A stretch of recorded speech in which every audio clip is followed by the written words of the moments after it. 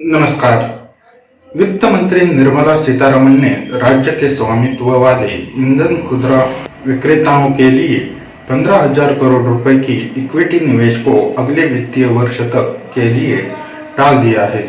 2023-24 के वार्षिक बजट में उल्लिखित निर्णय का उद्देश्य शुरू में Indian oil corporation (IOC), Bharat petroleum corporation limited (BPCL) और Hindustan petroleum corporation limited (HPCL) के लिए ऊर्जा संक्रमण परियोजनाओं का समर्थन करना था। सीतारमण ने अपनी ऊर्जा परिवर्तन योजनाओं को बढ़ावा देने के लिए इन संस्थाओं में 30,000 करोड़ रुपए की कुल इक्विटी निवेश की घोषणा की थी। हालांकि उसी वर्ष नवंबर में वित्त मंत्रालय ने इक्विटी समर्थन को आधा कर दिया।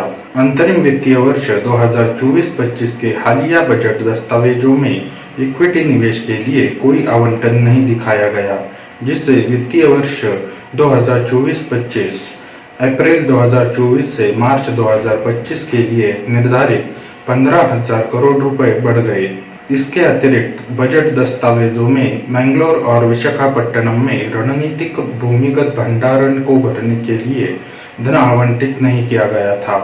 ये भंडार संभावित आपूर्ति व्यवधानों से बचाने में महत्वपूर्ण भूमिका निभाते हैं और इन्हें भरने के लिए धन की कमी ऊर्जा सुरक्षा से संबंधित सरकार की रणनीति पर सवाल उठाती है। बजट के बाद एक प्रेस कॉन्फ्रेंस में वित्त सचिव टी.वी. सोमनाथन ने बताया कि पूंजीगत व्यय आवश्यकताओं के पुनर्मूल्यांकन से 15,000 करोड़ रुपए की कमी आई, जिससे अगले वित्तीय वर्ष के लिए टाल दिया गया है।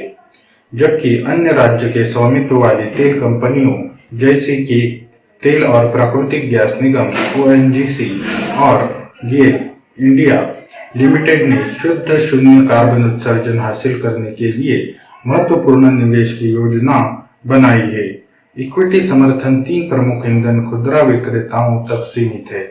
इन खुदरा विक्रेताओं को पिछले वित्तीय वर्ष में काफी नुकसान का सामना करना पड़ा, जब उन्होंने भू राजनीतिक घटनाओं के बाद कच्चे तेल की कीमतों में उछाल के बावजूद खुदरा कीमतों को समायोजित करने से परहेज किया।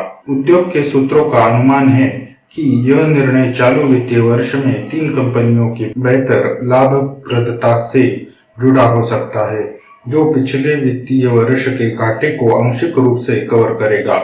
इसके बावजूद IOC और BPCL के बोर्ड ने पहले धन जुटाने के लिए राइट्स इश्यू को मंजूरी दे दी थी, जिसमें सरकार भाग लेने का इरादा रखती थी। हालांकि सूत्र इन कंपनियों के लिए राइट्स इश्यू को संभावित रूप से आधा करने का सुझाव दे रहे हैं। HPCL के मामले में सरकार से प्रत्यक्ष इक्विटी निवेश की उम्मीद नहीं है, क्योंकि बहुमत हिस्सेदारी 2018 में ONGC को बेच दी गई थी। निवेश ONGC के माध्यम से होने की संभावना है, जो सरकार को शेयरों के तरजीही मुद्दा बनाने की योजना बना रही है।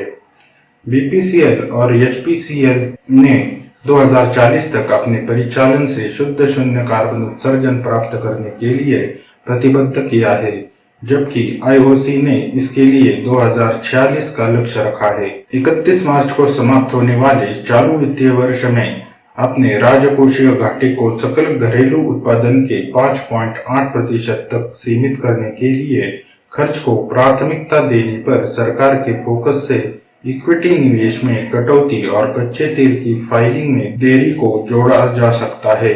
धन्यवाद।